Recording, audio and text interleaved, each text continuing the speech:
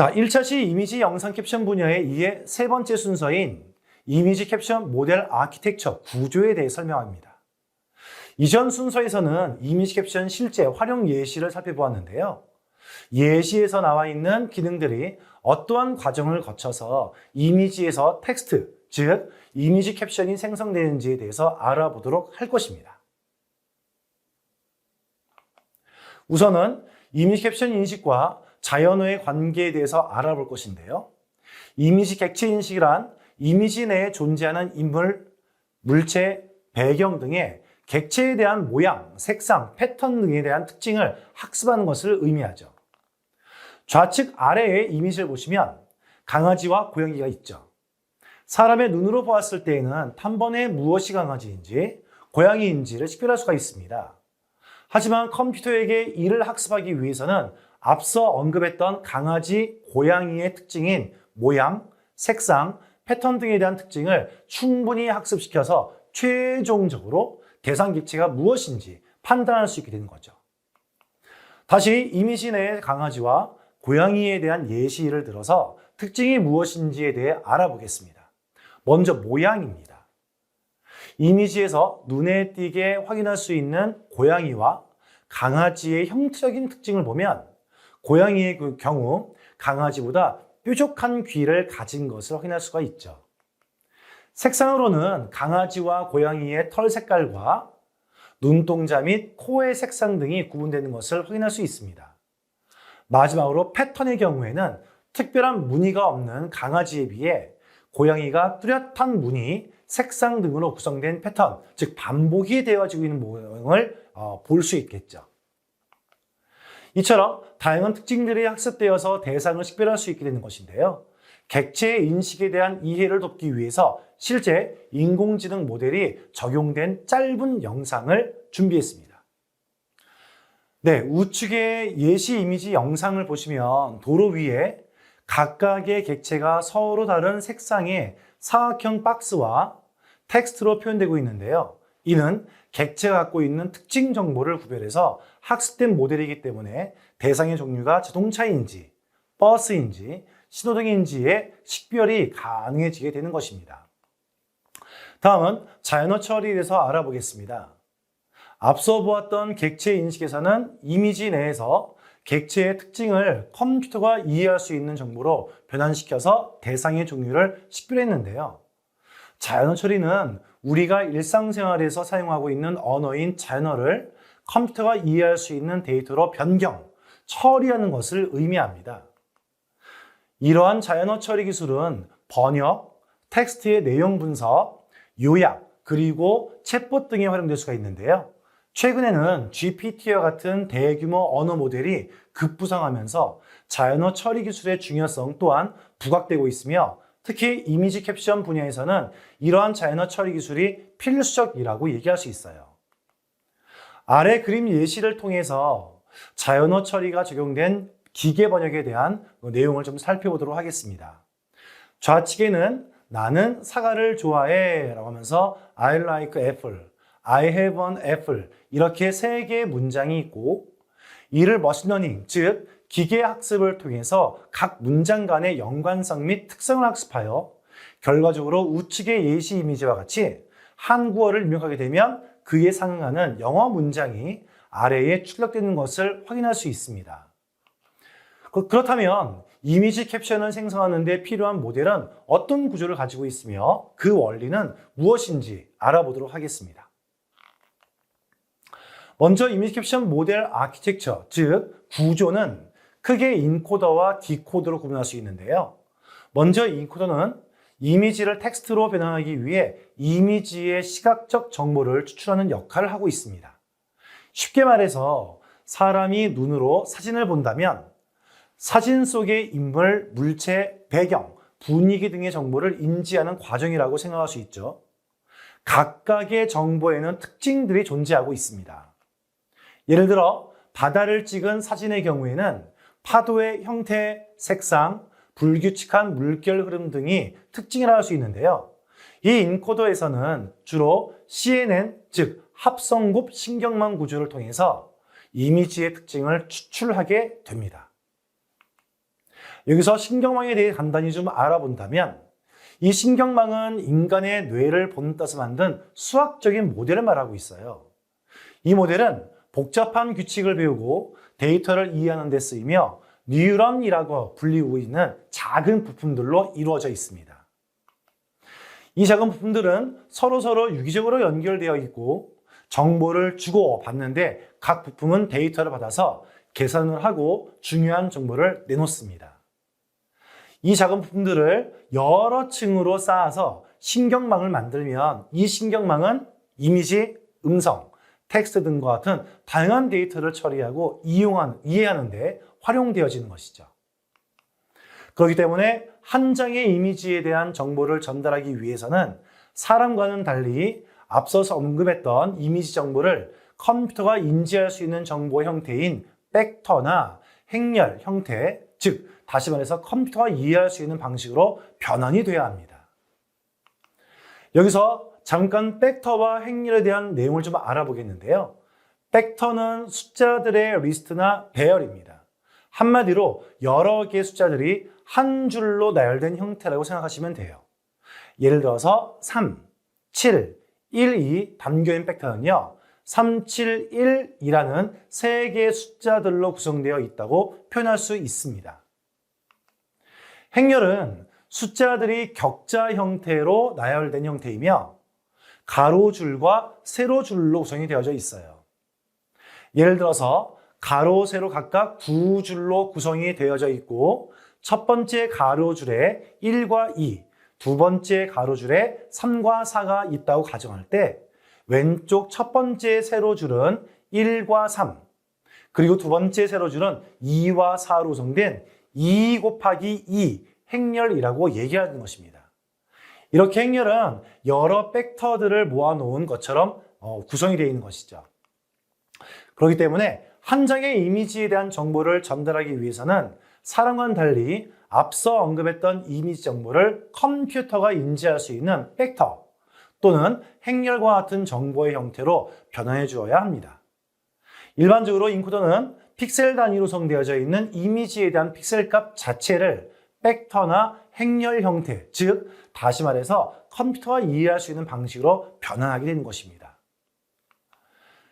자, 이어서 두 번째 디코더는 인코더로부터 받은 이미지 정보를 활용해서 텍스트로 변환해 주는 역할을 합니다. 조금 전에 인코더에 대한 설명에서 인코더는 이미지를 텍스트로 변환하기 위해 이미지의 시각 정보를 추출한 컴퓨터가 이해할 수 있는 형식으로 변환한다고 얘기했었습니다. 다시 말해서 디코더는 인코더에서 변환된 이미지의 특징에 대한 정보 데이터를 사람이 이해할 수 있고 읽을 수 있는 설명문과 같은 텍스트 형식으로 변환시키는 일을 한다고 얘기할 수 있겠죠. 디코더에서는 주로 순환 신경망인 RNN이나 기존의 RNN이 가지고 있던 장기 기억 성능에 대한 문제점이 개선되었던 LSTM, 그리고 순차적 데이터 처리에 뛰어난 성능을 보이고 있는 트랜스포머라고 하는 아키텍처 등을 사용해서 변환된 이미지 정보를 텍스트로 디코딩하고 있는데요. 저희의 이미지 캡션 심화 강의에서는 순환 신경망인 RNN과 개선된 모델인 LSTM에 대해서 좀 더 자세히 설명드릴 수 있도록 하겠습니다. RNN 그리고 LSTM을 사용한 디코더는 한 번에 하나씩 단어를 생성하며 이전에 생성한 단어들과 이미지 정보를 활용하여 다음 단어를 생성하게 됩니다. 예를 들어 산책하는 강아지 사진이 있다고 가정했을 때 인코더를 통해서 변환된 이미지 정보는 산책하는 강아지라는 정보가 담겨 있고 디코더에서는 산책하는이 먼저 나오게 되고 그 다음에는 강아지, 이렇게 순차적으로 문장이 생성된다고 생각하시면 될 것 같아요. 다음으로 CNN의 구조 및 원리입니다. 앞으로 인코더에 대한 설명으로 바다를 찍은 사진의 예시를 들며 설명했던 CNN에 대해서 이미지 분류 예시를 들어 설명해 보겠습니다. 아래의 이미지를 보시면 왼쪽에 고양이 사진이 있습니다.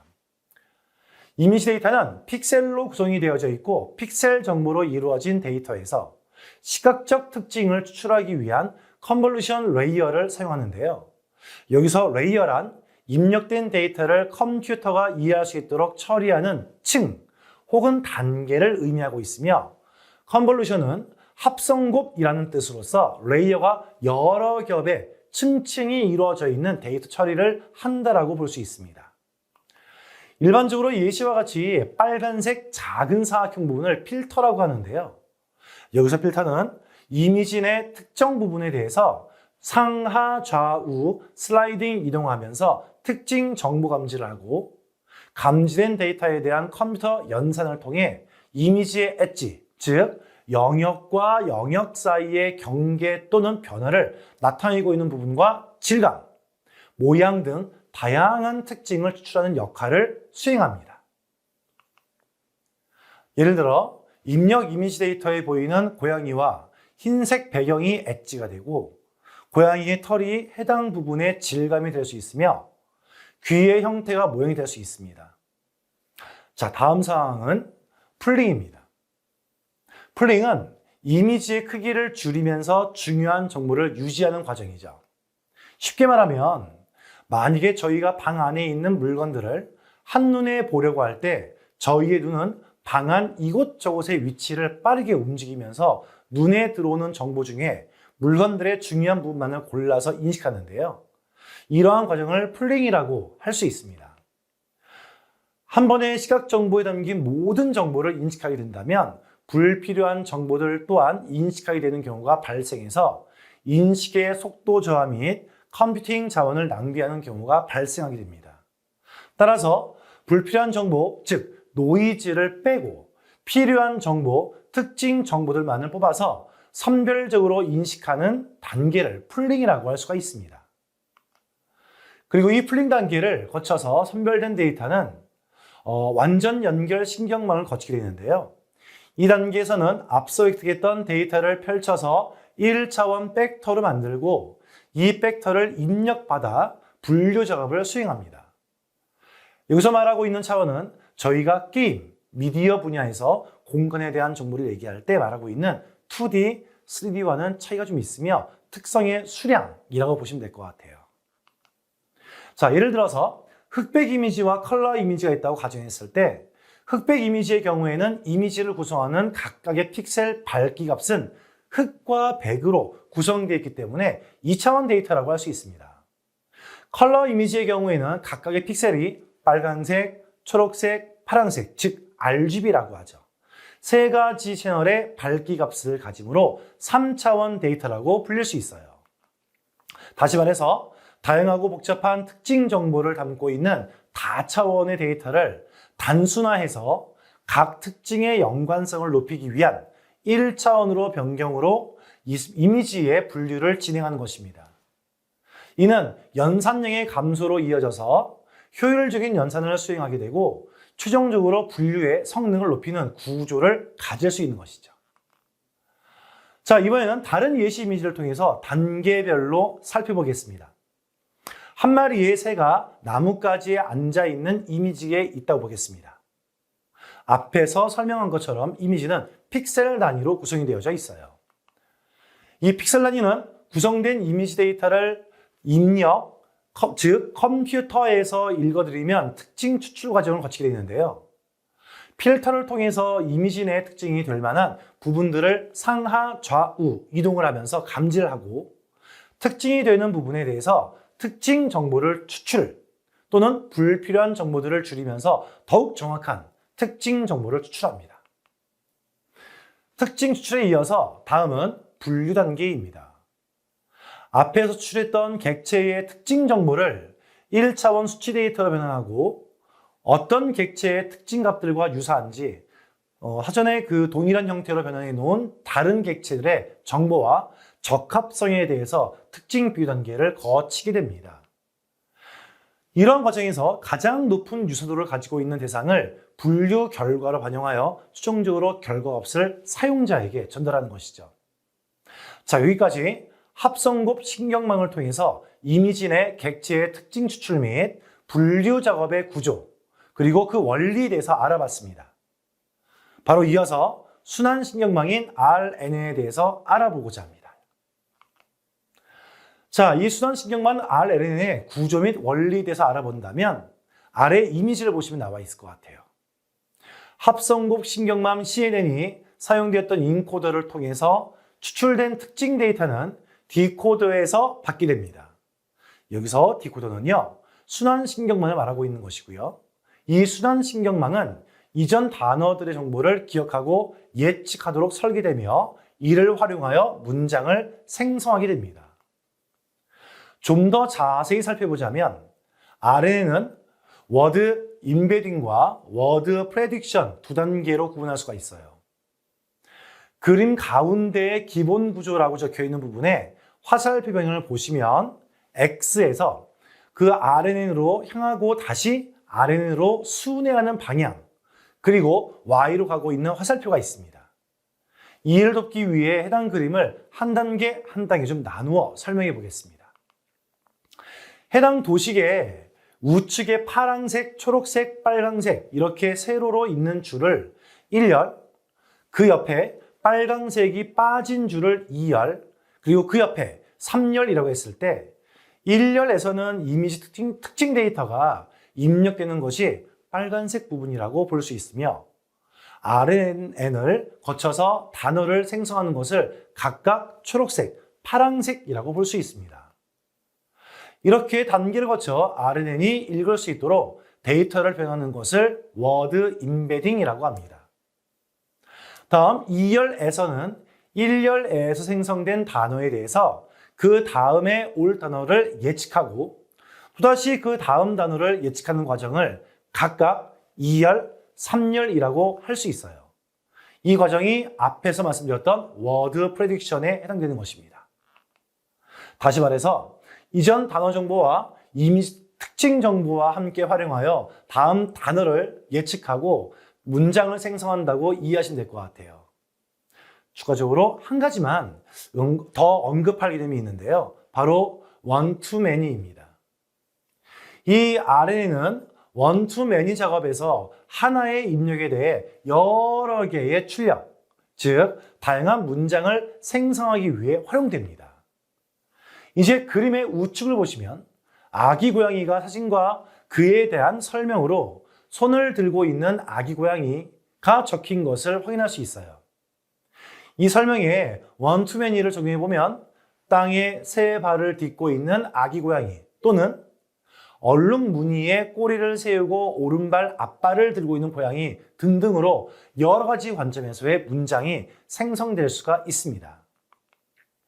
앞에서 RNN은 워드 임베딩과 워드 프레딕션으로 구분되어지며 단어 정보와 이미지 특징 정보를 함께 활용하여 다음 단어를 예측하고 문장을 생성한다고 얘기했었는데요. 그 다음에 생성 측면에서 워드 임베딩과 워드 프레딕션에 대해 조금만 더 자세히 알아보도록 하겠습니다. 워드 임베딩은 쉽게 말해서 사람이 읽을 수 있는 텍스트를 컴퓨터가 이해할 수 있는 수치 데이터로 변환하는 것을 말하는데요. 그림과 같이 나는 이라는 텍스트가 숫자로 이루어진 팩터 행렬로 표현되는 것과 큐를 이라는 텍스트가 또 다른 팩터 행렬로 표현되는 것을 각각의 경우가 해당될 수 있는 것이에요. 자, 그렇다면 단어 예측은 어떻게 하는 것일까요? 나는 이라는 단어가 이 이미지 특징 정보에 의해서 높은 확률로 정해졌다고 가정했을 때 다음에 이어질 텍스트는 또다시 이전 텍스트 정보와 이미지 특징 정보를 함께 활용하여 다음에 올 가장 높은 확률의 단어가 선택되게 되는 것입니다.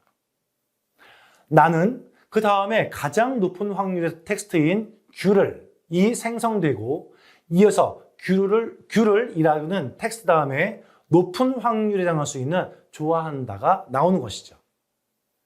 이렇게 순차적으로 단어 예측을 진행하면서 하나의 완성된 문장이 생성되는 것입니다. 자, 그런데 여기서 디코더로 사용되는 RNN은 한 가지 중요한 문제점을 가지고 있습니다. 이전 단계의 데이터를 순차적으로 적용해서 사용하는데 한계가 있다는 점인데요. 다시 말해서 문장 혹은 설명하고자 하는 내용이 너무 길어지면 뒷부분에 생성될 단어의 예측이 좀 부정확해진다는 것이 있습니다. 그렇기 때문에 RNN은 비교적 단순하고 빠른 연산, 즉 짧은 텍스트에 적합하다고 할 수 있어요. 앞서 언급되었던 RNN의 문제점을 개선하기 위해 제시된 모델이 바로 LSTM입니다. 이 LSTM은 장단기 메모리를 의미하며 이를 통해서 텍스트의 길이가 길어져도요, 문맥에 맞는 텍스트 생성이 가능해지게 되었어요. 이 LSTM은 이러한 장점을 가지고 있어서 텍스트 생성뿐만 아니라 번역 및 음성 인식 등의 복잡한 문제 처리를 위해서 사용되기도 합니다. 결과적으로 RNN과 LSTM의 사용은 다루고자 하는 데이터의 특성에 따라서 복잡성, 장기 기억을 필요로 하고 있는지에 대한 그 여부, 그리고 컴퓨팅 자원, 즉 컴퓨터의 데이터 처리 능력 등을 고려해서 적절한 선택이 필요할 것 같습니다. 자, 이번에는 앞에서 배웠던 내용을 실제 이미지에 적용해 보도록 하겠습니다. 좌측에는 원본 이미지, 즉 실제 이미지 데이터가 있습니다. 이 이미지 데이터를 인풋 데이터로 사용하여 인코더로 전달합니다. 인코더에서는 이미지 데이터가 컨볼루션 레이어로 이동하여 필터가 상하 좌우 부분적으로 특징을 탐색하게 됩니다. 감지된 특징 데이터에 대한 컴퓨터 연산을 통해서 이미지의 엣지, 질감, 모양 등의 특징이 선별되면서 풀링 과정을 거쳐서 불필요한 정보들을 제거하고 최종적으로 이미지 내 특징 정보를 추출합니다. 예시 그림의 가운데 이미지를 보시면 강아지, 얼굴 종류, 그리고 환경 및 배경이 감지된 것을 확인할 수가 있어요. 각각의 데이터에 해당하는 특징적인 정보들을 자연어 처리가 가능한 디코더로 전달하게 됩니다. 이 디코더는 앞서 설명드렸던 RNN, LSTM을 통해서 문장을 생성하게 되는데요. 이미지에서 추출된 특징 정보 데이터와 동일한 형식의 자연어 데이터를 함께 사용하여 워드 임베딩, 워드 프레딕션을 거쳐서 그림을 설명하는 문장인 이미지 캡션을 생성하게 되는 것입니다. 이 생성된 캡션을 보시면 따뜻한 햇살이 내리쬐는 소파 위에 앉아 있는 까지를 객체가 위치한 환경 혹은 배경에 대한 설명이라고 할 수 있으며 토이 푸들 한 마리 까지는 강아지에 대한 설명이고 여기서 토이 푸들은 강아지 얼굴을 학습한 분류 결과에 해당되는 것입니다. 자, 여기까지 이미지 캡션 모델의 실제 적용 예시에 대해서 알아봤습니다. 이미지 캡션 모델 아키텍처에 대한 마지막 설명으로 이미지 캡션 대표 모델에는 어떤 것들이 있는지 살펴보도록 하겠습니다. 그 대표적인 모델로는 엠플러그, OFA, 블립2, 그리고 익스펜션넷 V2가 있습니다. 생소한 모델명이 다소 좀 낯설게 느낄 수가 있지만 얘기했던 모델들은 모두 CNN, RNN, 그리고 LSTM과 같이 다양한 신경망 모델, 그리고 데이터 처리 기술들이 조금씩 다르게 구성된 것이라 보시면 될 것 같아요. 자, 얘기했던 네 가지의 모델의 공통점으로는 MS 코코라고 하는 국외의 데이터셋 중에 이미지 분야에서 대표적인 데이터셋을 이용하여 학습한 모델이라고 하는 점입니다. 다음 순서에는 이미지 캡션과 관련되어져 있는 대표 데이터셋에 대해서 알아보도록 하겠습니다. 자, 다음은 이미지 캡션 모델을 학습시키기 위해서 가장 많이 사용된 두 가지의 대표 데이터셋을 소개하겠습니다. 첫 번째로는 MS 코코에 대해서 먼저 한번 소개해 볼까 합니다. 이 MS 코코는 마이크로소프트 커먼 오브젝트 인 컨텍스트의 약자로서 마이크로소프트사에서 컴퓨터 비전 연구를 위해서 대규모로 구축했던 데이터셋을 말합니다. 앞서 얘기했던 4개의 대표 모델들이 공통으로 사용한 바가 있었죠. 이 MS 코코 데이터셋은 객체 탐지 데이터셋, 세그먼테이션 데이터셋, 이미지 캡션 데이터셋 총 3가지의 종류로 나누어 구성되어져 있고 이미지 캡션 데이터셋은 약 12만 개의 훈련용 이미지와 약 5천 개의 검증용 이미지를 제공하고 있습니다. 여기서 훈련용 이미지는 모델들을 학습시키기 위한 데이터셋을 의미하고 있고, 검증용 이미지는 학습이 완료된 후 학습된 모델 성능을 검증하기 위해서 이용된 데이터셋을 의미하고 있습니다. MS 코코 이미지 캡션 데이터셋은 한 개의 이미지당 5문장의 캡션으로 구성이 되어져 있으며 약 61만여 개의 문장으로 작성이 되어져 있습니다. 이 캡션들은 이미지를 설명하고 이미지에 나타나고 있는 물체, 행동, 문맥적인 정보가 작성이 되어져 있어요. 또한 이 이미지들은 다양한 일상적인 상황을 반영하여 한 이미지에 여러 개의 객체가 동시에 나타나는 이미지도 포함되어져 있습니다. MS 코코 데이터셋은 해외 데이터셋의 형태로 한글 캡션은 제공하고 있지 않으며 영어 캡션만 제공합니다. 이러한 이유로 한국형 이미지 캡션 데이터셋이 빨리 많은 데이터셋이 필요하기 때문에 올해 인공지능 학습용 데이터 구축 지원 사업을 통해서 이런 많은 이미지 캡션이 포함된 데이터셋을 구축하는 데 또 하나의 목적이 있다 볼 수 있습니다. 다음은 플리커 8K와 플리커 30K입니다. 플리커 8K와 플리커 30K 또한 앞서 소개했던 MS 코코 데이터셋과 동일하게 컴퓨터 비전 연구에서 널리 사용되고 있는 데이터셋입니다. 일반적으로 이미지 캡션, 비주얼 텍스트, 의미론적 매칭, 다중 모달 학습 등과 같은 작업에 많이 사용되고 있었고, 여기에서 이미지 캡션 외에 비주얼 텍스트, 의미적 매칭과 다중 모달 학습에 대해서 좀 간략하게 한번 설명을 좀 드려볼까 합니다. 먼저 비주얼 텍스트 의미론적 매칭은 이미지와 텍스트 간의 의미적 연결점을 찾는 것이고, 다중 모달 학습은 이미지, 텍스트, 오디오 등 여러 종류의 데이터를 동시에 처리하고 이들 간의 관계를 학습하는 머신러닝을 얘기하는 분야입니다. 플리커 8K와 플리커 30K 차이점에 대해서 알아본다면 2013년에 출시되었던 플리커 8K는 약 8,000개의 데이터셋을 구성하고 있고, 플리커 8K를 확장한 버전인 플리커 30K는 바로 다음 해인 2014년에 출시가 되어 이미지 수가 약 4배인 3만 1,000여 개의 데이터셋으로 구성이 되어져 있는 것을 확인할 수 있습니다. 공통점으로는 두 데이터셋 모두 각 이미지당 5개의 캡션이 작성되어 있다는 것이 존재하고요. 이와 같은 인공지능 학습용 데이터의 수량은 점점 증가하고 있고 품질 또한 동반 향상되어 있는 것을 알 수 있습니다. 자, 여기까지 1차 시에 대한 수업을 마치겠습니다. 바로 이어서 2차 시 수업 내용 진행하겠습니다.